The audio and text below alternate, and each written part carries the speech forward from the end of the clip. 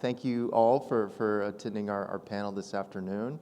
My name is Ben Sharp. I'm with a nonprofit research group called the International Council on Clean Transportation. Really excited for our panel. I think we have a great lineup of guests here. For the sake of time, I'm going to let each of our panelists introduce themselves. And we're going to start with Christopher Ralph. Hi everyone, my name is Christopher. I'm the Manager of Client Solutions and Design at the Lion Electric Company, North America's largest manufacturer of medium and heavy-duty electric vehicles. Harneet. Okay, good afternoon everyone. My name is Harneet Ansar. I'm the Chief Operating Officer at the Ontario Energy Board. We're Ontario's energy economic regulator, looking after 5 million electricity customers, 3.5 natural gas customers. We've got natural gas and electricity, EVs, DERs, distributed energy resources. This is all part of what we look at as economic regulators for the energy sector, making sure the sector is ready for the load that's coming. Great, and I'm Maddie Ewing, and I apparently have a working mic. That is great. I am with Dunsky Energy and Climate Advisors. We're a consulting firm based in Montreal with offices in Toronto and Vancouver. We work with utilities, governments, and other private organizations to help them forecast the adoption of EVs over time and what that means from a load perspective or a policy perspective. And we also work with fleets to help them develop roadmaps to electrify their vehicles and understand how that can happen, when, and what it means for their bottom line and their emission reduction targets. Excellent. Well, thank you all for introducing yourselves. And we're going to get started with the question for everyone. So we have about 10 years of experience with the electrification of the light-duty sector and also transit buses. I'm curious if you guys have any ideas about lessons learned from those sectors and how we can apply that to commercial trucks. You know what, I'll take a crack at starting off this discussion. I think one of the things we're realizing now is the hardware and software technological differences between the light-duty and the medium and heavy-duty sectors could not be more different. Light-duty vehicles are charging up in your garage overnight at home, which is an increase to the base load of residential demand. It's being distributed throughout neighborhoods. It's being distributed throughout multi-unit residential buildings, and its problems are very different to the problems we're facing. Their problems are, how do we get electric vehicle chargers into condo parking lots? They're level 2 chargers, they're very small, the demand is very small. If you were to ask what my biggest problems are and the lessons we have learned, we're now seeing a shift to DC charging, very high power charging loads with trucks that are on the road for a considerably longer amount of time. For example, my trucks that are in service with Amazon roll 20 hours a day. I have 4 hours to charge. That means I am going to have to fill those batteries up to full in a very short amount of time. That necessitates high power charging, and this requires long-term utility planning that was never really a consideration or necessary in the light-duty sector. Yeah, and maybe... Go ahead. Yeah, there certainly are lessons learned. I mean, this technology has now been tested for the light-duty passenger segment. We can take, some of the battery R&D that has been done on the light-duty side, apply it to medium and heavy-duty vehicles. But echoing what Christopher has just said, it is a different beast. Like operationally, these vehicles need to be much more reliable. They need to be in use when fleets need them in use. And so the question of reliability is a lot more important on the commercial side of things. And on top of that, they're just high-powered vehicles. We're dealing with way, way higher energy demands from these fleets that are operating 20 hours a day, even if they're just operating 12 hours a day, still significantly higher energy demands than a light-duty passenger fleet or personal vehicle. Absolutely. I would say that, even in aggregate, when you look at some of these depots, just how planning's done in municipalities, you're seeing clusters of this load come on, right? So it impacts the grid in different ways. The other thing we're seeing, and I'll bring it to Ontario, for the Ontario perspective, we're also noticing that in Ontario, we've got 60 local distribution companies, just short thereof, and we've got 800 licensed entities in general. So fairly complex energy sector in Ontario, which also translates into potentially 60 different ways of doing it, 60 different engineering standards, work methods, costs, timelines. It reminds me of the days when we were looking at distributed energy resources and distributed generation coming on board. The permutation complexities can be quite challenging, especially for those that are trying to navigate, how do I actually connect large fleets? How do I actually get into Ontario? I look at some of the other jurisdictions across Canada, look at Quebec and BC, they've got one utility.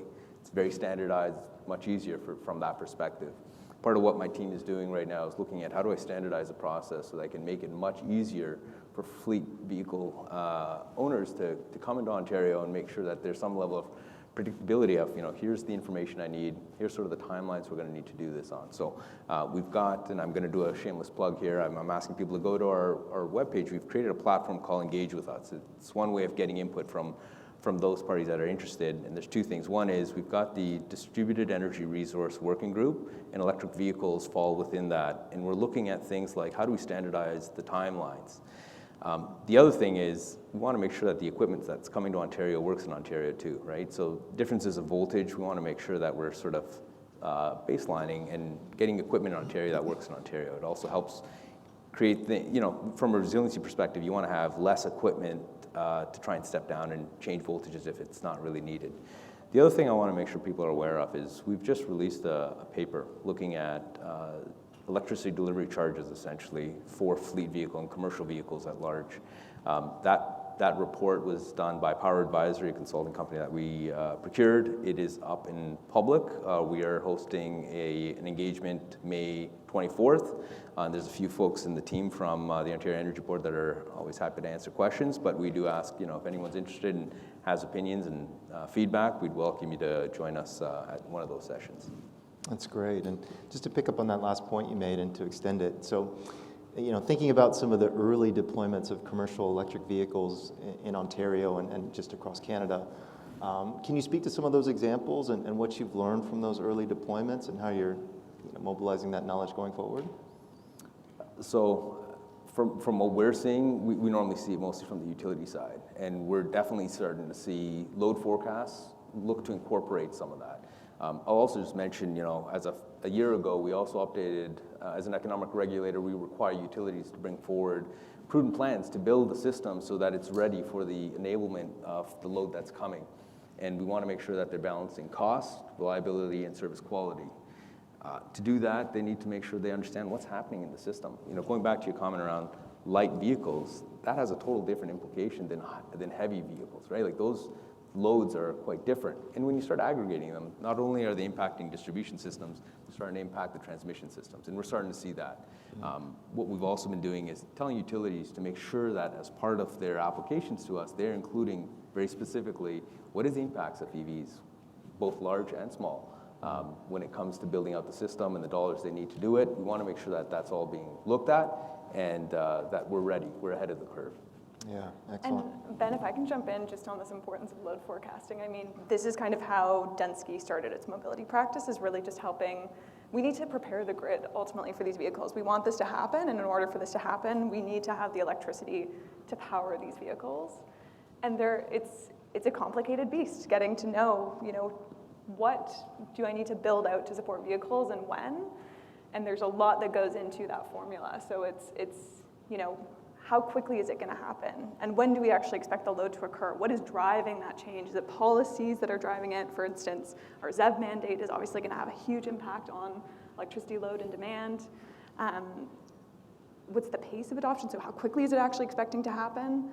But regionally, it's a really important thing to consider too. So it's not, especially for medium and heavy duty vehicles, when we're thinking about load forecasting and utilities are thinking about where do I actually need to bring more power, it's going to differ from one neighborhood to another. If you think about commercial centers in Ontario or elsewhere around Canada, they tend to be very concentrated in one area. So we're not looking at load that is distributed evenly across the region.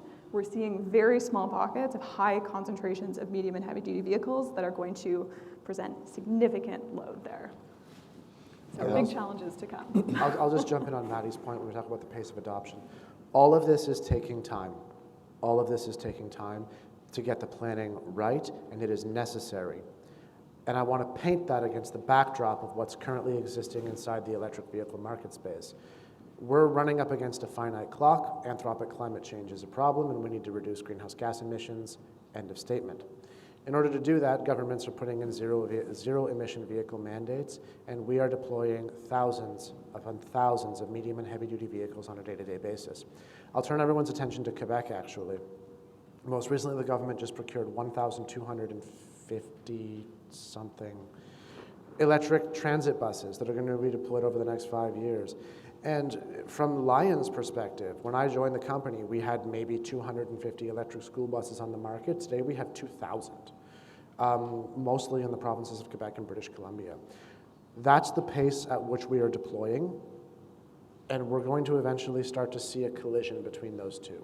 The pace of deployment and the pace at which utilities are capable to forecast load and adequately construct substation materials is currently not on par with one another. There is very much a divergence between those two. I would say we're definitely seeing from a supply chain perspective, still challenges. You know, a lot of what we're talking about has been spurred, and the real catalyst here has been goals around decarbonization, which globally everyone's got them and everyone's competing with them. The procurement of the supply chain right now is, number one, it's been disrupted. We're still trying to catch up. Number two, because it's a commercial commodities market, whoever's paying the highest price is really getting a lot of this stuff. And we're starting to see that, you know, we need to look at minerals and materials as part of the transition. And it's not just energy transition on its own.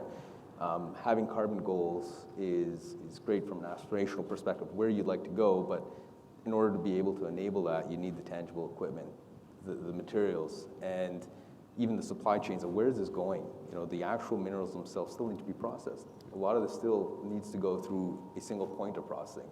Lithium, as an example, is still going to China to get formed into lithium chloride.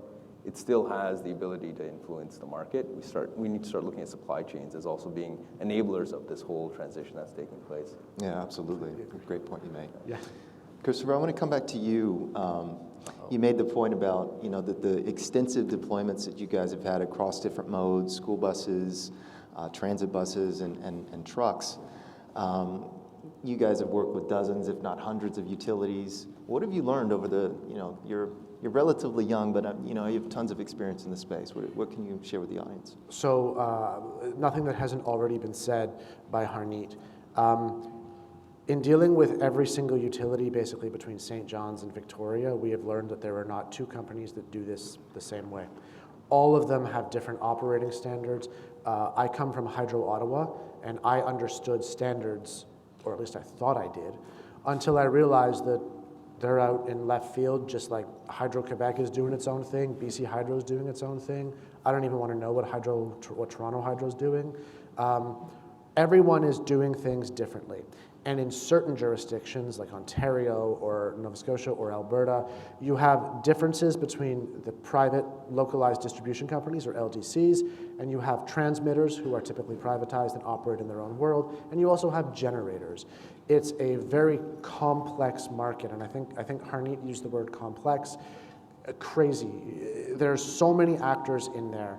And getting everybody onto the same page to row in the same direction, to say that in 18 months, I'm going to put 300 electric school buses at this site, there better be 5 megawatts. Because if there isn't, I'm going to do it myself and put battery storage, solar, and wind on site, and the utility is going to lose out on a major part of its revenue. That's what we've learned. We've learned that utilities, when they want to, can act very, very fast, but it means making some concessions to specific standards that might not be relevant in the marketplace today. One of the things we've also seen is that utilities, typically on the larger scale, can incentivize electric vehicle deployments in specific regions and to fit specific standards by creating unique and dynamic rates. And I'm going to plug Ontario here for a minute. Ontario is piloting that right now for the under 50 kilowatt class. There's an overnight charging rate where you get 2 cents a kilowatt hour and then 30 cents on peak. And guys, this is an awesome program. Please roll it out to fleets. BC Hydro's done that. You can create an electric vehicle service, a unique service load just with EV chargers on it, where you get a really, really cheap baseline electricity for overnight, and then you pay more during the peak. Fleets are taking advantage of it. It's why BC is one of the big leaders. Quebec has a similar rate structure with industrial overnight tarification for those plans. Those types of incentives from utilities need to be considered, and they need to be organized, typically at a provincial governance level. But that's really where utilities are. That's the experience we've had with them. And it varies not just among jurisdictions, but from city to city as well. Harneet, I'd like you to pick up on that point, if you wouldn't mind, just talking about the various utilities under your purview and what OEB's role is in terms of rate structure and how that ultimately filters down to the customer. Sure. So, as economic regulators, most, all the utilities that are operating in Ontario are essentially monopolies. And it is our job and our responsibility to make sure that ratepayers are getting a bill that's prudent. And that means that utilities are building appropriately and right-sizing it. That also means that, they're not leaving their load forecasting activities to the side and waiting for someone to trigger investments that are required now because they need a connection.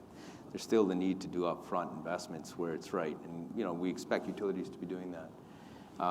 So again, going back to making sure that the requirements are very clear from them is important. What I will say, and what we've heard also through some of our working groups, is that there's an importance of making sure that there's engagement at different levels, not just folks bringing in fleets, but also municipalities, and sort of that planning aspect. And there's new players in there that are involved. The quicker and sooner you're speaking to your utility, the better it is for them to be able to plan for the system.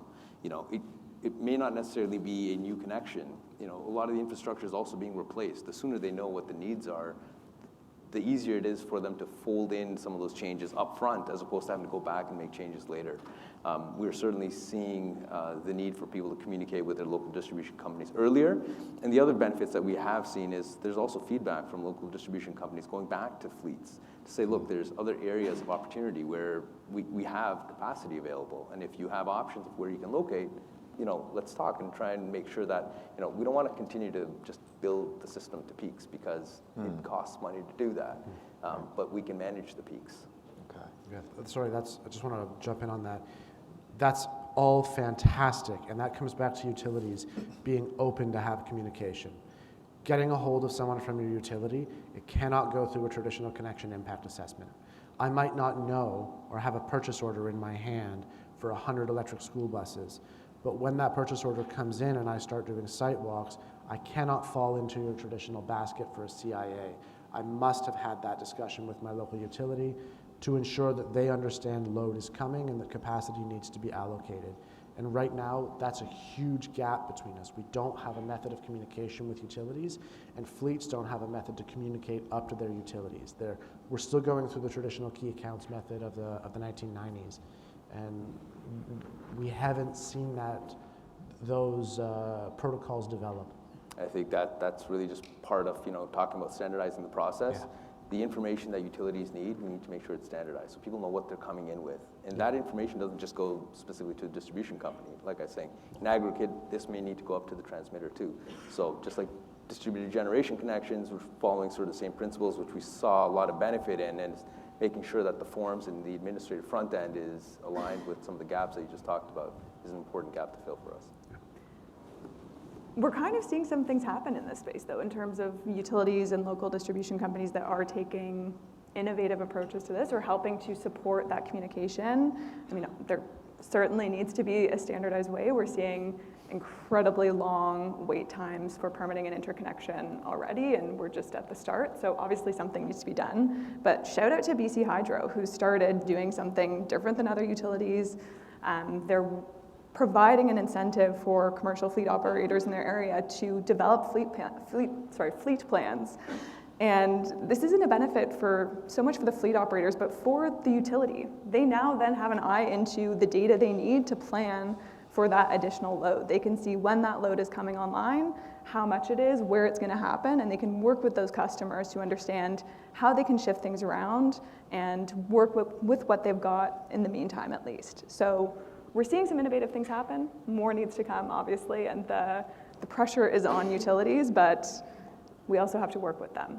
They are our pathway to this. Indeed. I'm going to pick up on that point you made about fleet planning, Maddie. We've heard a lot at the conference about TCO and the importance about understanding how your fleet operates and when it's going to charge and what that looks like. I'm curious, this is a question for everybody, how you're supporting fleets in terms of making those estimates, because it's not just as simple as, we drive this many miles, we use this much diesel or gasoline. It's much different with electricity, as you all know. you have energy charges, you can have demand charges in certain instances. How are you guys thinking about this issue? So for us, that report I was plugging earlier shamelessly, it looks at that. Demand charges is a real deal. If you've got one EV charger that's going to eat up a whole bunch of energy instantaneously as opposed to trickle charge, obviously it's going to have impacts to your demand charges. And so what we're looking at in that study is to say, what are the other alternatives? What are the other factors that we need to take into account to maybe change or provide alternatives? So for anyone who's got that burning question or has solutions or ideas, we've proposed some.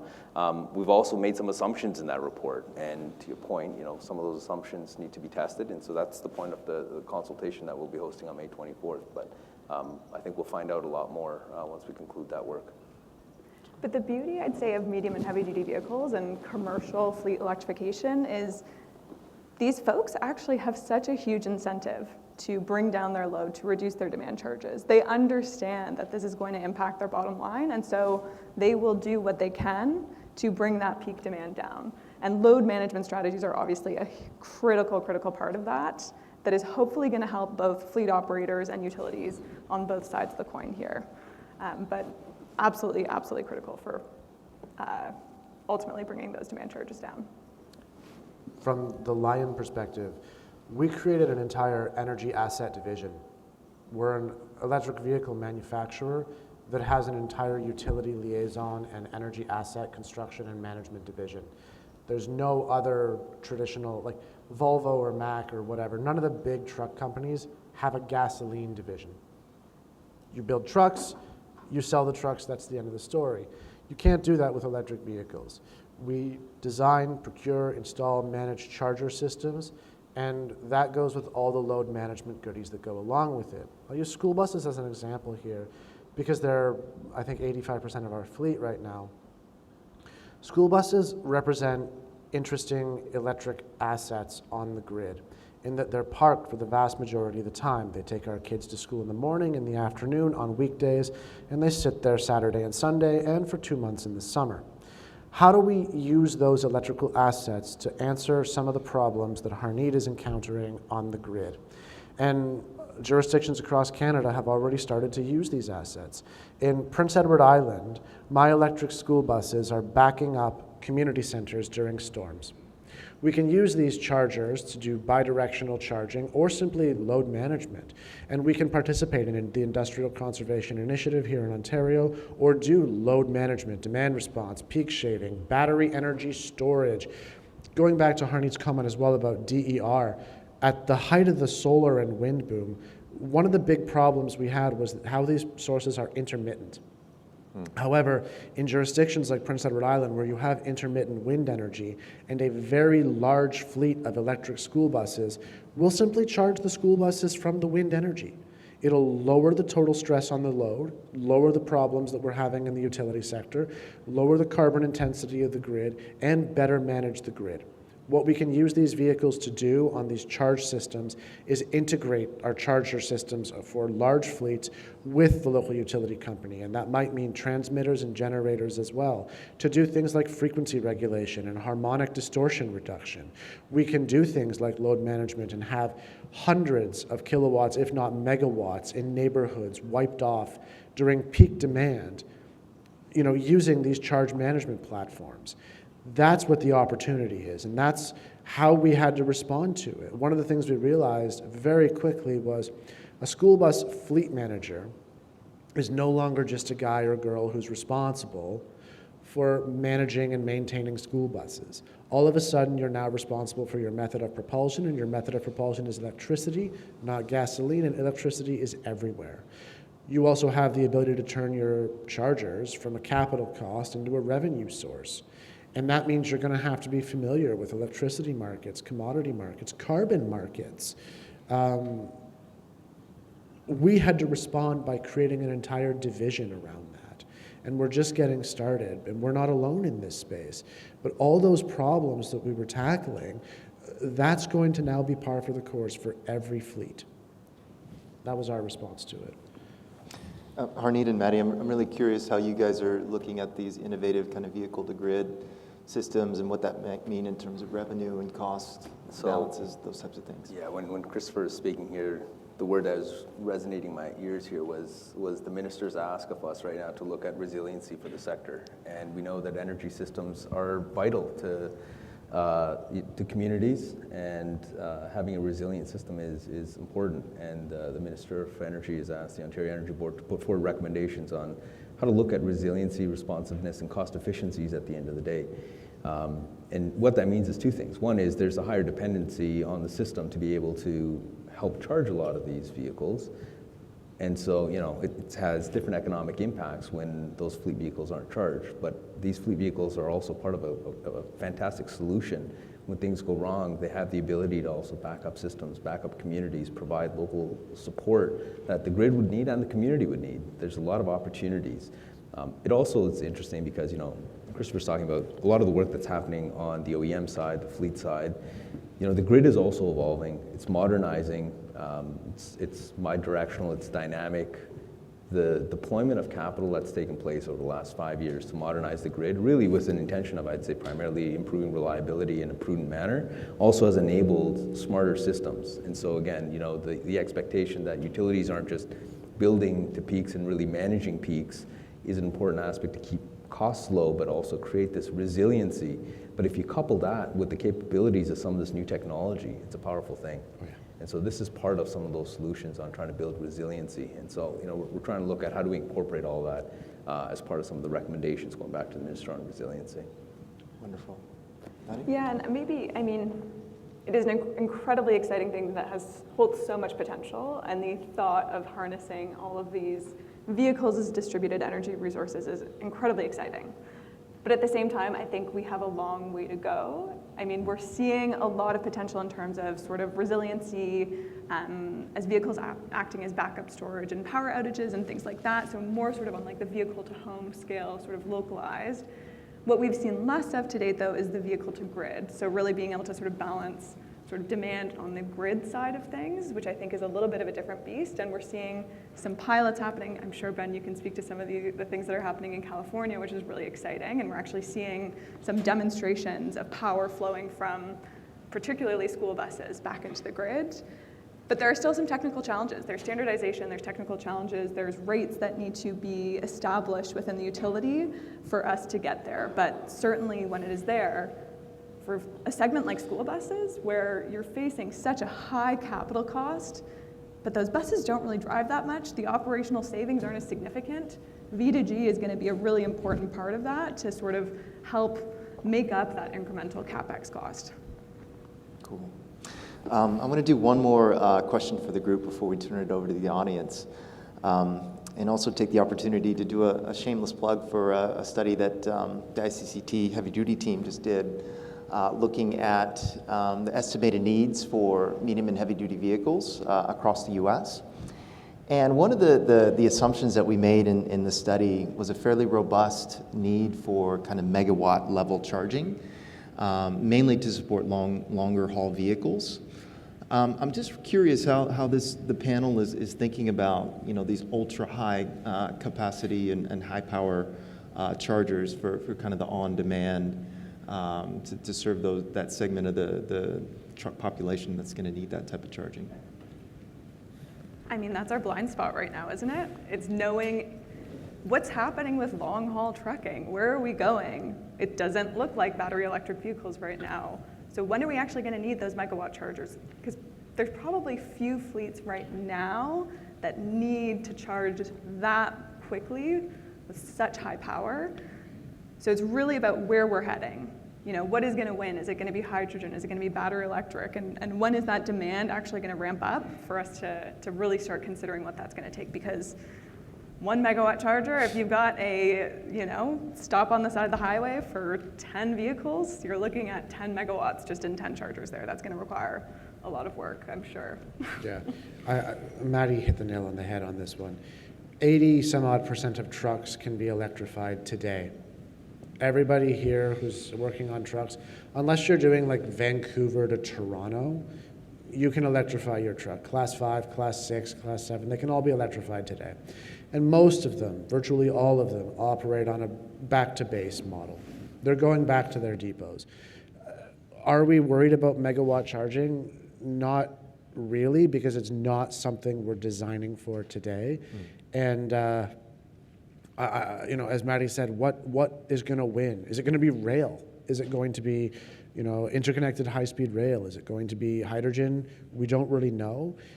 We are experimenting with it at Lion. We are working our way slowly up towards a megawatt on our vehicle charging systems, and we have control of our own battery plant in Mirabel, Quebec, where we can do those experimentations and where we can create permutations of charging solutions.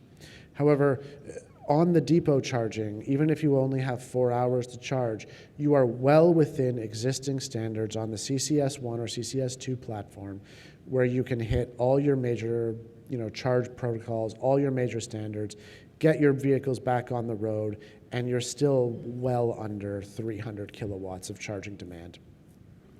I think one of the great analogies when we spoke to some of the vehicle manufacturers, and they drew the analogy of the shift in technology, and going back to there's still unknowns that we don't know, but one thing we know is that vehicles are trying to get faster charging, longer range, right? It's sort of that evolution on technology. The analogy was drawn to an iPhone, and if you look at a battery back in the day, its charging speeds and its capacity have evolved over these number of years. There's somewhat of a parallel to that when it comes to vehicles. And when we're seeing that on light vehicles, but it's not to say that it can also impact heavier fleet. Having the ability to charge at a quicker rate and also at a bigger capacity comes with the need for larger infrastructure. And so, what we're hearing is level 1 and 2 are great, but for the future and for what we're hopefully trying to get to, you're going to need more than that. And so it goes back to the question of, look, you're making investments now, don't just plan for now, plan for the future. But part of the challenge is where is technology going to go? What is going to be sort of the standard for speeds and capacity of these types of vehicles that are coming on board? And I still think there's improvements on that technology that we're going to start seeing actually impact us maybe a little bit down the road, but it's a bit of an unknown that we're still trying to figure out. Yeah, absolutely. And maybe an important point to add, vehicles can't charge at that speed right now. So we actually need the vehicles that can handle that power before we start thinking too much about it. Yeah, you're absolutely right, Maddie. Audience, it's your turn to ping the panel. Do we have some questions?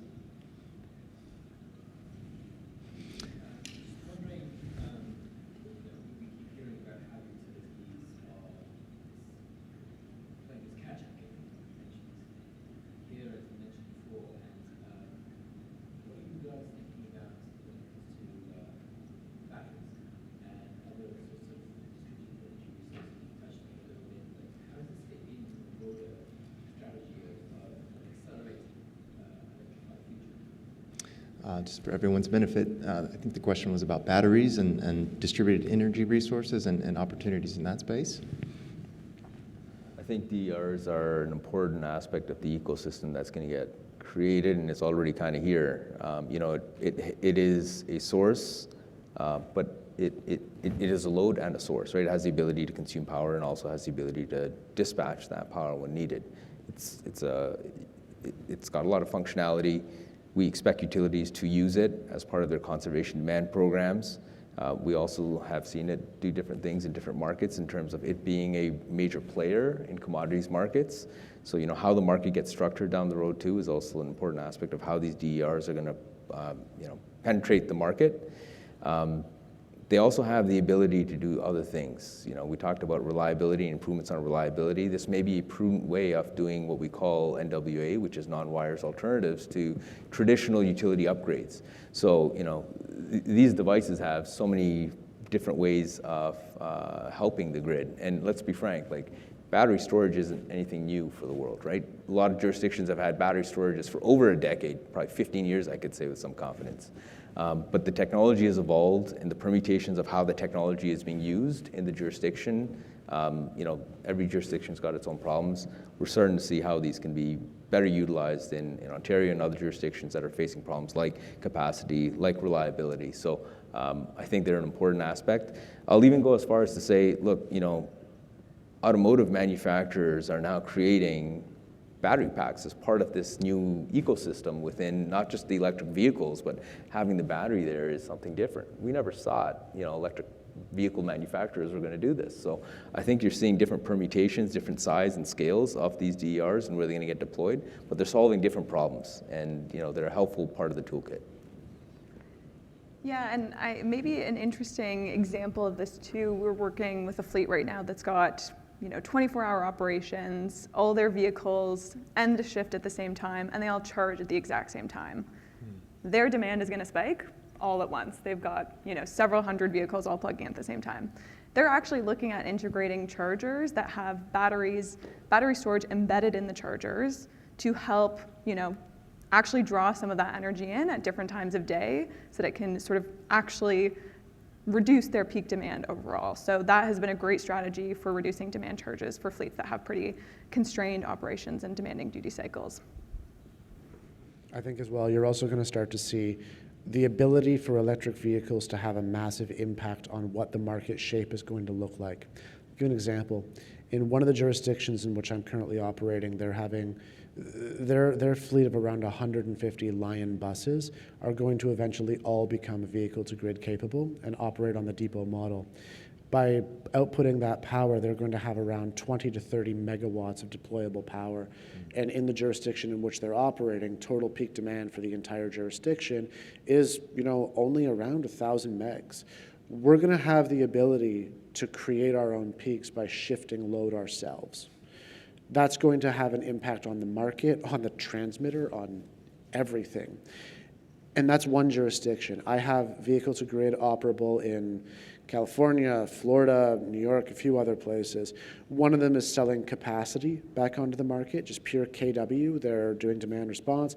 Others are selling kilowatt hours back onto the grid, consumption. Others are doing things like, resiliency, frequency stabilization, all this kind of stuff. There needs to be specific market applications and specific rates that can do all this, but there's no one answer to your question. There's no silver bullet. There's a wide variety of options and opportunities that electric vehicles are going to present with their enormous battery quantities. Other questions?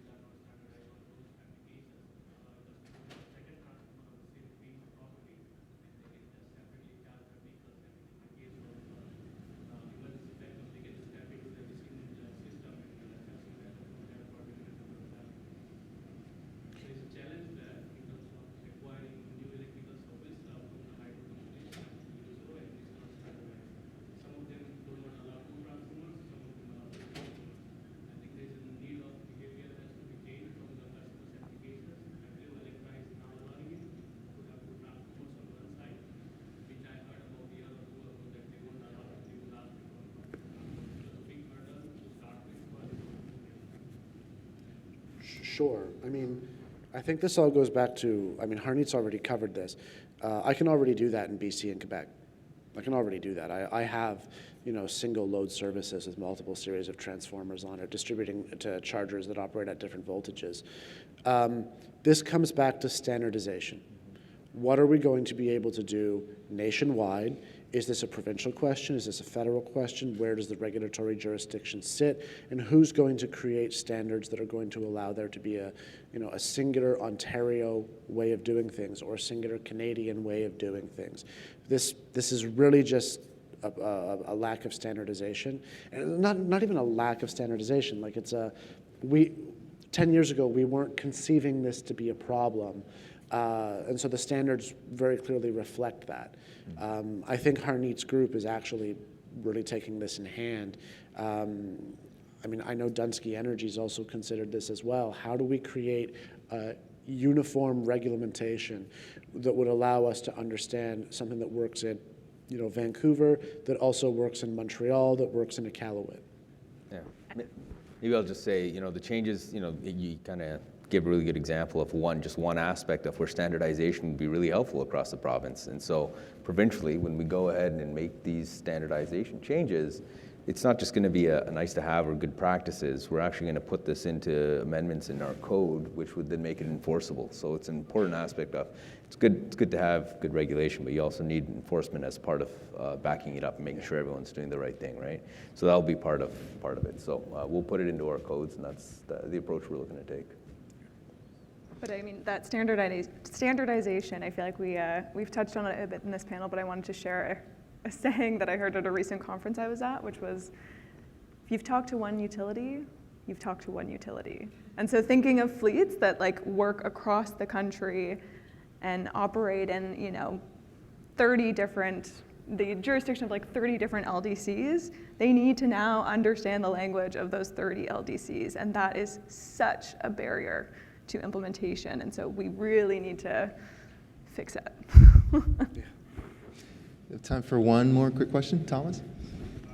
Yeah, just, I think we see, as it relates to, let's take electric school buses, for example, certain jurisdictions that are very far ahead, PEI, Quebec, others that, are moving quite as quickly, and oftentimes it feels like sort of reinventing the wheel when you're trying to get them to, deploy electric school buses or looking at solutions like vehicle grid. So my question is, is there something more that can be done to facilitate knowledge share between provinces that are far ahead and those that are just More of these events? I don't know.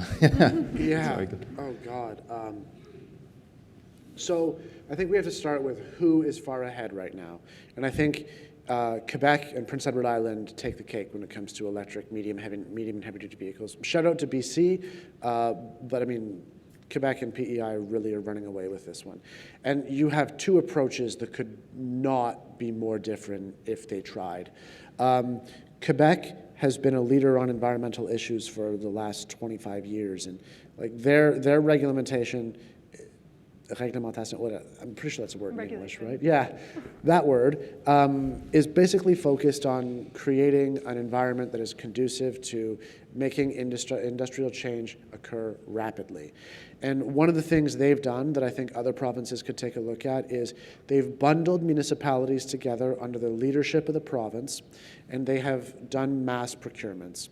They've done this most recently with Novabus, another Canadian company, a made-in-Canada product, where they're purchasing 1,200 and some odd electric buses for 10 municipalities across the province. That's insane. That's fantastic. I think it's the largest EV bulk purchase order in Canadian history.